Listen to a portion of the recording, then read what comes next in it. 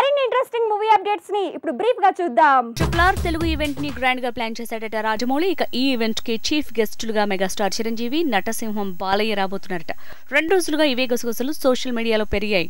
నటసింహం బాలయ్య చేస్తున్న అన్స్టాపబుల్ షోలో రవితేజ తళుక్కుమన్నాడు. ఈ ఎపిసోడ్ తర్వాత బన్నీ గెస్ట్ గా మరో షో పూర్తి చేశారట. అది ఈ శుక్రవారం ఓటీటీలో టెలికాస్ట్ అవుతుందని తెలుస్తోంది.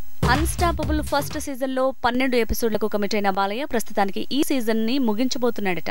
సూపర్ స్టార్ మహేష్ బాబుతో ప్లాన్ చేసిన ఎపిసోడే ఫస్ట్ సీజన్ కి ఫైనల్ ఎపిసోడ్ అంటున్నారు. ఆ తర్వాత గోపీచంద్ మలనేని మేకింగ్ లో కొత్త సినిమా పట్టాలేకబోతోంది. భీమ్లా నాయక్ రిలీజ్ డేట్ వాయిదా పట్టడంతో RRR, రాధేశ్యాం మూవీస్ కి సంక్రాంతి పోరు కొద్దిగా తగ్గింది. ముక్కోనపు పోటీ తప్పింది. ఇక సంక్రాంతికి 2 పాన్ ఇండియా సినిమాల మధ్య పోరుండబోతోంది. శ్యామ్ సింగ్ రాయ్ మూవీ రిలీజ్ కి సిద్ధమైంది. ఆర్టీసీ క్రాస్ రోడ్ లో 63 అడుగుల తన భారీ కటౌట్స్ మీదే సోషల్ మీడియాలో చర్చ జరుగుతోంది. ఈ సినిమాతో నేచురల్ స్టార్ మాస్ ఇమేజ్ తేలబోతుందనే మాట వినిపిస్తోంది. ఐకాన్ స్టార్ అల్లు అర్జున్ పుష్ప 5 రోజుల్లో 200 కోట్ల గ్రాస్ వసూళ్లు రాబట్టింది. ఇక ఈ సినిమా మరో 3 రోజుల్లో 500 కోట్ల క్లబ్ లో చేరబోతుందంటున్నారు. అలాగే ఈ సినిమా ఓటీటీ ప్రీమియర్ జనవరి లాస్ట్ వీక్ అంటూ ప్రచారం జరుగుతోంది.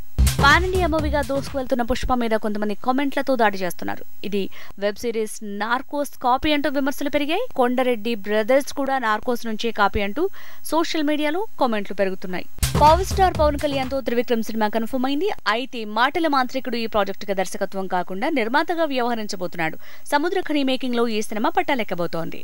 తొలి ప్రేమ, మిస్టర్ మర్షును లాంటి సినిమాలు తీసిన వెంకీ అట్లూరి మేకింగ్ లో తమిళ స్టార్ ధనుష్ సినిమా ఓకే అయిందట. తెలుగులో ధనుష్ ఫస్ట్ మూవీ ఇదే అంటూ అనౌన్స్ చేశాడు. ఇక గురువారం నుంచి షూటింగ్ షురు అంటూ తేల్చేశాడు.